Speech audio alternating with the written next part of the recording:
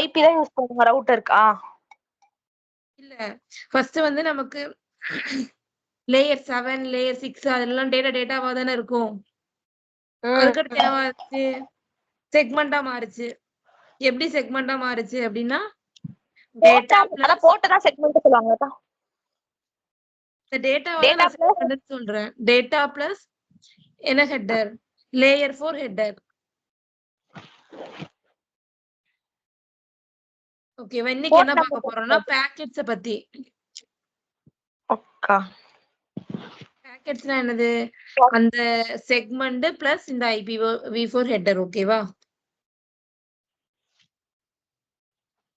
செக்மெண்ட்ன்றது நம்ம லேயர் 4ல இருக்கிற டேட்டாவை தான் நான் செக்மெண்ட்னு சொல்லுவேன். லேயர் 3ல இருக்கிற டேட்டாவை நான் பாக்கெட்ஸ்னு சொல்லுவேன். இப்போ நம்ம செக்மெண்ட் பிளஸ் இந்த IPv4 ஹெட்டரை நம்ம என்னன்னு சொல்றோம்?